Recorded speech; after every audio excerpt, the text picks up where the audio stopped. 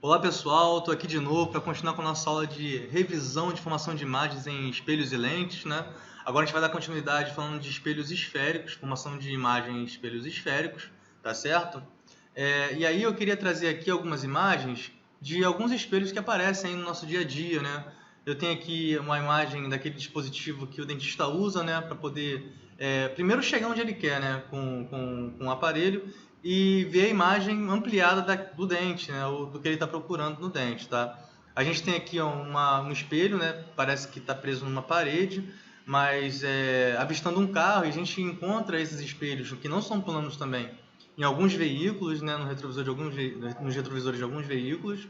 Aqui eu tenho uma imagem, ó, do Patrick, né, aquele amigo do Bob Esponja, diante de um espelho, e vocês percebam aqui que essa imagem ela está ampliada, ela é maior do que o objeto, tá, galera? Então esse espelho não é um espelho plano, ok? E eu tenho aqui um ex-aluno nosso, o Tariq, fazendo uma experiência aqui na escola, alguns anos atrás, de construção de uma imagem através de um espelho esférico, né?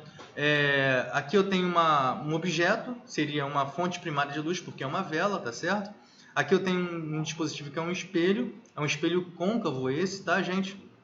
Depois eu explico por quê. E o Tariq está segurando aqui um anteparo de projeção, onde a imagem que esse espelho produz desse objeto se forma. Essa imagem aqui, galera, é uma imagem real, é diferente da imagem virtual. Uma imagem virtual, ela aparece do outro lado do espelho, como acontece no espelho plano, por exemplo. Mas uma imagem, quando ela é real, ela precisa ser projetada para a gente ver. E aí não está dando para ver direito aqui, mas eu tenho uma vela de cabeça para baixo, né? Porque essa imagem ela é real, porque precisa ser projetada e também vai ser invertida, tá certo? Ela aparece cabeça para baixo. E ela está ampliada, talvez não dê para ver direito também, está muito claro aqui, mas a imagem também ela é real, invertida e maior, tá legal? Bem, aqui eu tenho duas imagens, né, que remetem aos espelhos esféricos, né? Um chamado de espelho convexo e o outro de côncavo. Qual a diferença entre o espelho convexo e o espelho côncavo, galera? Isso tem a ver com o lado, né, que é espelhado, né? Um espelho ele tem um lado que é espelhado, por isso chama de espelho, tá certo? Que promove aquela reflexão, né, regular dos raios luminosos. Quando o lado interno dessa calota esférica é a espelhada, a gente chama de espelho côncavo. E quando é a parte externa, a gente chama de espelho convexo. Portanto, se eu quero ver um objeto, a imagem de um objeto é construída num espelho côncavo, eu preciso colocar aqui, ó, nessa região, tá? Porque o objeto precisa sempre estar diante da superfície espelhada. E no caso do espelho convexo, eu colocaria do lado de cá esse objeto, ok? Vamos adiante. Eu gostaria de começar aqui, antes de falar da formação de imagens, resgatando alguns elementos do espelho esférico, né? Aqui eu trouxe uma imagem para ajudar a ilustrar, né? Eu tenho aqui o que seria essa seção esférica correspondente ao espelho, né? Não importa se é espelho côncavo ou convexo, é um espelho esférico, tá certo? E se é um espelho esférico, ele acaba sendo uma parte de uma esfera completa, né? Isso aqui que está tracejado, na verdade, não existe. Mas se eu quisesse estender, né, fazer uma projeção desse objeto, eu teria aqui, na verdade, a construção, o fechamento dessa figura que seria uma esfera. E uma esfera, como todo mundo sabe, tem um centro, né? Que para o espelho vai ser o chamado centro óptico do espelho, tá legal? A gente pode marcar aqui, ó, um eixo chamado de eixo principal. A gente vai usar esse eixo como referência para posicionar os nossos objetos e verificar a imagem que é construída, tá certo? A partir do espelho utilizado. Eu tenho aqui, ó, um ponto de interseção entre o espelho e o eixo principal que eu chamo de vértice, tá? É o vértice óptico do espelho. No ponto intermediário entre o centro da esfera, o centro óptico do espelho e o vértice do espelho, eu tenho o chamado foco do espelho. A gente vai entender daqui a pouco a importância desse ponto, tá legal? Então eu tenho o centro, o vértice e o foco do espelho, ok? Em relação a essas distâncias aqui que aparecem, a distância entre o centro do espelho e qualquer região aqui, ó, do espelho, qualquer parte dessa seção esférica, eu chamo de raio, tá certo? Seria o raio da esfera. A distância entre o centro do espelho e o foco, ela equivale à distância entre o foco e o vértice, né? Então, se o raio aqui vale tem um determinado valor, a distância entre o centro e o foco, ou entre o foco e o vértice, tem a metade desse valor. A gente chama isso de distância focal, tá, galera? Então, a distância focal, ela é a metade do raio do espelho, ok? Bem, então, concentra aí. Centro, foco, vértice, distância focal e o raio do espelho. São muito importantes para a gente, tá, esses elementos, pessoal. Esse alfa que aparece aqui chama de ângulo de abertura, né? Essas regras que a gente vê aqui, galera, essas leis de formação, só valem quando essa abertura é bem pequenininha, tá? Então, esse é um caso aproximado que a gente usa para poder estudar, né, analisar os espelhos esféricos. Aqui eu trouxe uma representação esquemática, né, de 3 espelhos, né, do espelho plano, o espelho côncavo e o espelho convexo. O espelho côncavo e o convexo, né, eles vão ser representados por uma superfície curva, né, e a diferença entre eles é que o lado que não é espelhado vai ter essa representaçãozinha aqui, ó. Um professor meu antigo chamava isso de cabelinho, né, os cabelinhos aqui para indicar a superfície não espelhada. E a outra superfície que não tem cabelinho é a superfície espelhada. E aí, ó, traçando aqui o eixo principal, eu vou ter aqui o centro de curvatura, o foco e o vértice, ok? No caso do espelho esférico convexo, né, a parte espelhada é do lado de cá, ó, do lado esquerdo nessa figura, né? O cabelinho indica a parte não espelhada. E aí, curiosamente, né, o foco e o centro de curvatura da esfera fica do lado que não é espelhado. Isso é importante, tá, pessoal? Quando eu quiser observar a imagem produzida por um espelho convexo, eu preciso colocar o objeto aqui, ó, nessa região onde não tem foco, não tem vértice, não tem nada disso, ok? E é o espelho plano que vocês já conhecem, ok? E aqui, ó, eu tenho alguns raios luminosos, né, que incidem sobre os espelhos para a gente constatar, galera, aquelas leis de reflexão. Então, ó, em um ou no outro, não importa que tipo de espelho, eu vou ter sempre que o raio incidente, o raio refletido e a reta normal pertencem ao mesmo plano. E ainda eu vou ter que o raio, o ângulo, né, de incidência e o ângulo refletido, o ângulo de reflexão, eles vão ser iguais, seja no espelho plano, seja no espelho côncavo, seja no espelho convexo. A diferença é que a normal aqui, ó, ela acaba sendo perpendicular à reta tangente que passaria por aqui pelo espelho nesse ponto. Percebe? Mas é como se fosse a perpendicular naquele ponto ali daquela curva, ok? Acontece no convexo, acontece no côncavo. Tudo bem, pessoal? Ângulo de incidência e ângulo de reflexão também nesses dois casos. Avançando. E aí, olha só, a gente, para poder analisar as imagens, né, que são formadas, a gente precisa estabelecer aqui, ou considerar, alguns raios de luz, raios luminosos, né, que são chamados de principais, ou raios notáveis, né, como vocês quiserem, beleza? O primeiro deles seria esse aqui, ó. É um raio de luz que vem do objeto, né, que está recebendo luz de alguma outra fonte.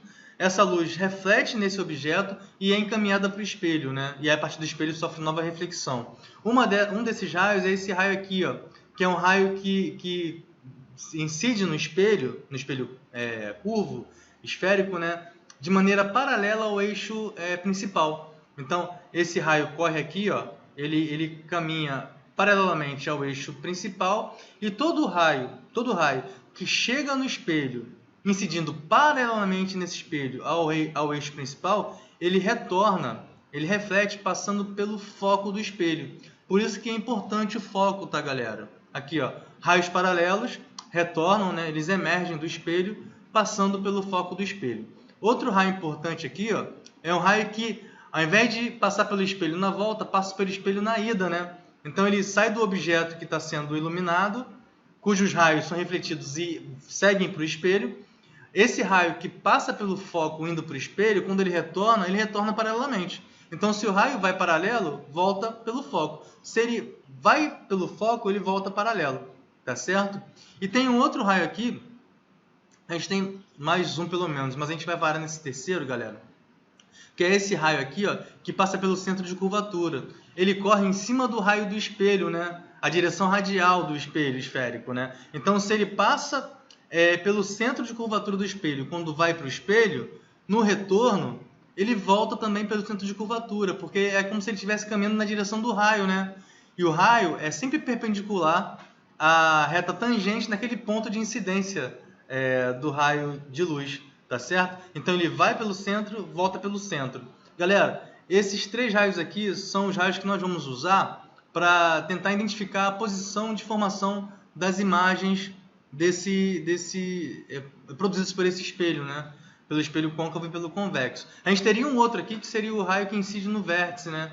O raio vem, incide no vértice, e aí quando volta, ele volta, na verdade, fazendo um ângulo igualzinho aqui, ó, que o ângulo de incidência fez com o eixo principal no retorno, tá? Ângulo de incidência é igual ao ângulo de reflexão.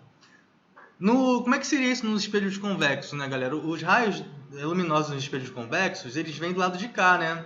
Então não tem essa coisa de passar pelo foco, de passar pelo centro de curvatura. Na verdade, ele tem a direção, né? Tem uma intenção de passar por esses pontos, né? Mas acaba não conseguindo. E aí, olha só o que acontece. Quando o raio chega no espelho convexo de maneira paralela ao eixo principal, né, ele deveria voltar agora passando pelo foco. Só que o foco está do outro lado, então na verdade ele vai embora, ele emerge do espelho, e o prolongamento dele, né, é que passa pelo foco, tá certo? Esse raio está vindo aqui, ó, nessa direção. Se a gente prolongar esse raio, é o prolongamento dele que passa pelo foco, né? A mesma coisa acontece, ó, com esse raio que quer passar pelo foco quando vai para o espelho. Só que esse raio, quando chega aqui, ele reflete.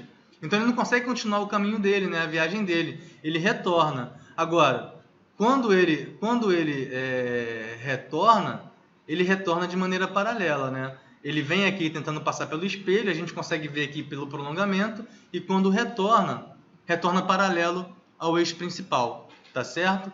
E o outro raio é aquele, né? Que quando vai para o espelho, ele está querendo passar pelo centro de curvatura, né? Mas não consegue porque reflete. E aí, se a gente pegar aqui, ó, o prolongamento dele, a gente vê que é esse mesmo caminho que ele traçou. E aí, na volta, ele volta também na mesma direção do raio incidente. Tudo bem, galera? E aí, vamos lá, olha só.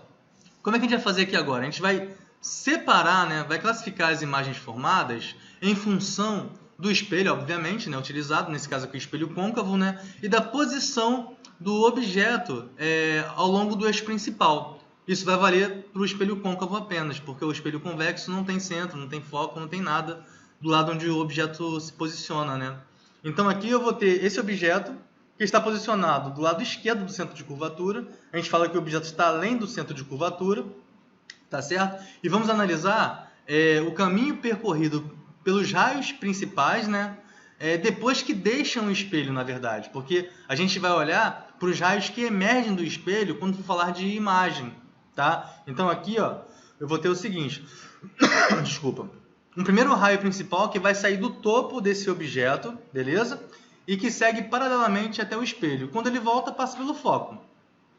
Vou ter outro aqui, ó, que quando vai, passa pelo foco, quando volta, volta paralelo. E aí eu poderia representar aqui, ó, o que vai até o vértice, volta fazendo um ângulo de incidência igual ao ângulo de reflexão, ou o que vai pelo centro de curvatura, também voltando pelo centro de curvatura. Mas se vocês perceberem, os raios que saíram do espelho, ó, esse que saiu do espelho, emergiu do espelho, passando pelo foco, e esse outro que saiu do espelho, vindo paralelamente, esses dois raios se encontram. Esses dois raios emergentes, né, refletidos, se encontram nesse ponto, galera. Isso quer dizer que é nesse ponto aqui que vai ser conjugado a imagem desse ponto extremo superior desse objeto, tá certo? Então aqui, ó, eu vou ter uma setinha, porque isso vale para todo o corpo do objeto, né?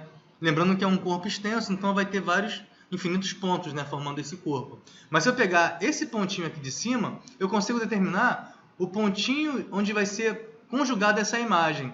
E aí, como a nossa referência, nosso eixo principal está aqui, a gente percebe que a setinha vai ficar invertida, pessoal, de cabeça para baixo.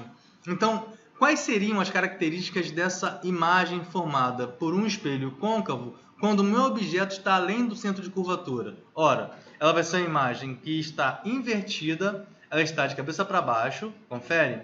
Ela vai ser uma imagem que vai ter um tamanho um pouquinho menor do que o objeto, então a gente fala que vai ser uma imagem menor do que o objeto, tá? Então vamos lá, invertida menor. E aí falta falar agora se a imagem é real ou virtual. Pessoal, a imagem é formada pelos raios que emergem do espelho. Se vocês perceberem aqui, os raios que se cruzam são os raios efetivos que emergiram do espelho e não os seus prolongamentos. Então, quando a gente tem o encontro entre os raios efetivos que emergiram do espelho, a gente tem a formação de uma imagem real. E essa imagem aqui é uma imagem que, para a gente ver, precisa ser projetada em um anteparo, muito parecido com o que o Tariq fez lá naquele experimento, tá certo? Então, ó, classificando a imagem, é uma imagem real, ela não é virtual, tá certo? É uma imagem invertida, é uma imagem menor, ok? Quando tem um objeto no centro de curvatura, galera, ó, primeiro raio, segundo raio, os raios que emergem do espelho se encontram nessa posição, então eu vou ter um objeto que vai ser invertido, uma imagem, desculpa, que vai ser invertida, tá certo? Ela está de cabeça para baixo em relação ao objeto. Ela vai ser, nesse caso, do mesmo tamanho, galera. Isso vai acontecer sempre que o objeto estiver no centro de curvatura, tá? Porque a imagem também se forma no centro de curvatura. Então, elas vão ter o mesmo tamanho, ok? E ela vai ser uma imagem, de novo, real, porque são os raios emergentes efetivos que se cruzam formando essa imagem, ok? Então, a imagem real invertida é igual do mesmo tamanho, beleza? Colocando o objeto entre o centro e o foco, ó, considerando os raios que emergem do espelho. De novo, os raios se cruzam aqui, ó, desse lado, tá? Só que agora um pouquinho mais à esquerda do centro de curvatura. Então, eu vou ter uma imagem agora que vai ser invertida, como nos outros casos. Vai ser uma imagem também real, como nos outros casos, visto até agora. E eu vou ter uma imagem que vai ser maior, ok? Quando o objeto está... Foi um pouco rápido, né, galera? Só para a gente voltar aqui, então. A imagem real é invertida e maior nesse caso, porque o objeto ele é menor, melhor. A imagem é maior do que o objeto. Avançando aqui, eu vou ter agora uma condição em que o objeto fica no foco, né, do espelho, né? E aí no foco, galera, os raios eles não se cruzam nem do lado de cá, os raios efetivos, e nem os prolongamentos. Então a gente fala que não tem formação de imagem, ou que essa imagem é imprópria. É como se você estivesse olhando para o espelho e não visse nada, né? E nem colocasse um anteparo no próximo espelho e nada aparecesse por ali. Tá legal? Imagem imprópria quando o objeto está no foco do espelho, tá legal? A imagem não se forma, a gente não consegue ver essa imagem. E o último caso aqui, para o espelho côncavo, é quando o objeto está entre o foco e o vértice. Aqui acontece uma coisa muito interessante, galera. Aqui, ó, o primeiro raio, né, o raio que vai paralelo e volta pelo foco, e o outro raio que vai pelo centro de curvatura, e ele volta também passando pelo centro de curvatura. Ele passa efetivamente quando ele volta, né? Eles não se encontram do lado de cá, percebe? Esses raios são divergentes, pessoal. Eles não vão se encontrar aqui. Então, quer dizer que para ver onde que esses raios se encontram, na verdade, tem que fazer prolongamento deles, né? O prolongamento desses raios emergentes do espelho. E aí, se eu fizer esse prolongamento, eu vejo que eles vão se encontrar aqui. E aí, galera, o que eu vou ter aqui, ó, nesse caso? Eu vou ter uma imagem formada que vai ser maior do que o objeto, tá? É a primeira vez nesse caso em que temos uma imagem direita, né? As outras eram invertidas. E também vai ser a primeira vez que nós vamos ter uma imagem virtual, porque na imagem virtual eu tenho a imagem formada não pelos raios efetivos que emergiram do espelho, mas sim pelos seus prolongamentos, né? São os prolongamentos dos raios emergentes que se cruzam aqui desse lado. E é isso que vai definir a chamada imagem virtual. Galera, é isso que acontece no espelho plano. São os cruzamentos dos raios emergentes do espelho que se encontram, ou melhor, dos seus prolongamentos, ok? E aí, olha só, a imagem aqui vai ser virtual, direita e maior. Quando o espelho é convexo, não faz sentido esse posicionamento diferente, né, para cada caso, né, porque o objeto está do lado de cá, né, e essa é a parte espelhada. O centro e o foco estão do outro lado que não tem espelho, beleza? Então, assim, não importa a posição que eu colocar o objeto aqui, porque a minha imagem ela não vai ser igual, tá, galera? Mas ela vai ter sempre as mesmas características, que são quais? Ó, o raio de luz paralelo ao eixo principal, quando volta passando pelo foco, na verdade não consegue passar pelo foco, passa o seu prolongamento. E aí eu vou ter outro aqui, ó, que ele vem tentando passar pelo foco, mas não passa porque reflete antes, né? E aí, quando volta, ele volta paralelo ao eixo principal, sem a gente pegar o prolongamento desse raio emergente aqui, ó, paralelo, e o prolongamento desse raio emergente aqui, ó, que incidiu no início, a gente vai ter o cruzamento, ó, desses dois raios aqui. E é nesse ponto aqui que a gente vai ter esse ponto conjugado sendo formado, a imagem desse ponto aqui da extremidade superior do meu objeto. Então eu vou ter uma imagem que vai ser formada ali naquela região, ó. E aí como é que é essa imagem, galera? Essa imagem é a imagem direita, né, porque também está para cima. É uma imagem, nesse caso, menor, né, do que o objeto, e ela vai ser uma imagem virtual. O espelho convexo, galera, sempre fornece uma imagem com essas características. Vai ser menor, tá certo? Ela vai ser direita e vai ser virtual. Um carro que tenha um espelho retrovisor com um espelho convexo vai fornecer uma imagem do outro carro que está lá atrás menor do que o carro é de verdade. Vai parecer que o carro está mais perto do motorista, né, do objeto, ou melhor, do espelho, perdão, do que ele está de fato, tá? Tem que tomar cuidado com isso. E a imagem é virtual porque a gente vê no espelho, ok? Avançando. Primeira observação, galera, olha só. Nesses 3 casos aqui, quanto mais próximo o objeto se encontra do espelho, mais afastada fica a imagem. E outra coisa é que a imagem que começa aqui pequena, né, quando o objeto se aproxima do espelho, uma imagem de tamanho, ela fica maior. Observação 2, agora sim, né, de respeito àquela classificação da imagem, né. A outra constatação, galera, agora sim em relação à classificação da imagem, é a seguinte: sempre que eu tiver uma imagem real sendo produzida, essa imagem real vai ser invertida, tá legal? Então eu falei imagem real invertida. Essa ilustração aqui, esse esquema, representa um pouco aquela experiência do Tariq, lá no primeiro slide, tá? O Tariq está projetando uma imagem, né? Por isso que é uma imagem real, tá certo? O espelho que ele usa é um espelho côncavo, porque só quem produz uma imagem real é espelho côncavo, né? Vocês viram que o espelho convexo produz sempre imagem virtual, beleza? A imagem real é maior, né? E está invertida também, beleza? Então esse esqueminha aqui seria equivalente àquela experiência do Tariq, ok? Então, imagem real, imagem invertida. A outra coisa, né, é a seguinte: sempre que uma imagem for virtual, ela vai ser direita. Isso acontece, né, para aquele caso específico do espelho côncavo, né, para quando o objeto está entre o foco e o vértice. A imagem que a gente tem aqui é direita, é virtual. E no caso do espelho convexo, né, a gente vai ter aqui uma imagem menor, nesse caso, né, direita também e virtual, consequentemente. Então, imagem direita, imagem virtual, ok? Galera, a gente quando estuda isso, a gente analisa também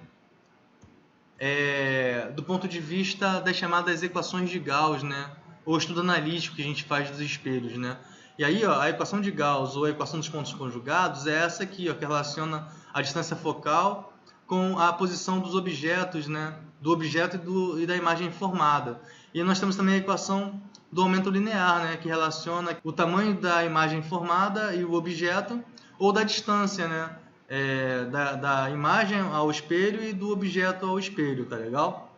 Aqui a gente tem algumas classificações que vocês já conhecem, tá? Quando a imagem é real, né, o pelinho é maior que zero, é positivo. Quando a imagem virtual, o pelinho é menor que zero. Quando o espelho é côncavo, a distância focal é maior que zero. Quando o espelho é convexo, a distância focal é menor que zero. E eu trouxe um exemplo para a gente ver aqui como é que funciona, né? Seja um espelho esférico côncavo de 30 cm de raio, determine as características da imagem formada de um objeto de 4 cm de altura colocado a 10 cm do espelho. Então, olha só, os dados são esses aqui, tá, galera? Se eu tenho um raio de 30 cm, eu vou ter uma distância focal de 15 cm.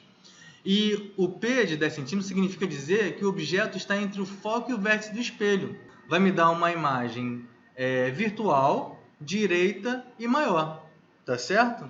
Então, essas são as características desse tipo de imagem formada pelo espelho côncavo nessas condições.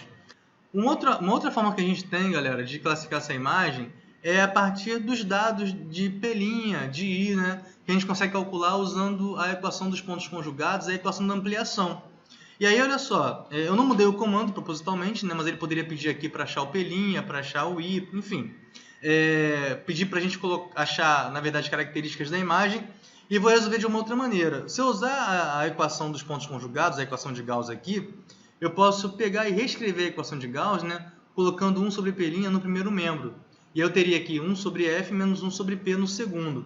E resolvendo aqui esse problema, eu vou chegar em menos 1 sobre 30. Isso quer dizer que 1 sobre P', pessoal, 1 sobre P' é menos 1 sobre 30. Quer dizer que o P' é igual a menos 30 centímetros. O que quer dizer P' negativo, galera?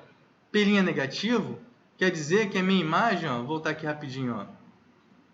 P' negativo quer dizer que a minha imagem é virtual. tá certo? E aí, ó, P' negativo é imagem virtual. Então agora, se eu quisesse encontrar o valor do I, né, a altura da imagem, era só pegar aqui agora e usar a equação de ampliação, né? I sobre O é igual a menos P' sobre P. Eu tenho todos esses dados, menos o dado de I, né, que eu quero encontrar. E substituindo aqui, ó, no lugar do O, eu coloco 4 centímetros, que foi dado no problema. O P' ele é menos 30, o P é 10. E aí, ó, menos 30 por 10 aqui, isso vai dar menos 3, mas tem menos aqui da frente, então fica 3, né? Ou 3 sobre 1, se você quiser. E aí, trocando aqui, né, o 4, jogando o 4 aqui para cima, ficou 4 sobre 3, 4 vezes 3, que vai dar 12 centímetros, tá? Então, a minha imagem, ela tem 12 centímetros, ela é 3 vezes maior, isso que dá ampliação, né? Isso sobre O é 3. A imagem é 3 vezes maior do que o objeto, do que a altura do objeto, né? Então, vai dar 12 centímetros, tá? Beleza? E a gente tem aqui, então, ó, a imagem virtual, P' menor que zero, ela é direita porque o I é positivo, tá certo? E ela vai ser maior porque o tamanho do I é maior do que o tamanho do O. Por isso coloquei o módulo aqui. Então, pessoal, a gente fica por aqui nesse vídeo, tá? Já já eu retorno aí com o terceiro e último vídeo dessa série, ok? Até mais, pessoal!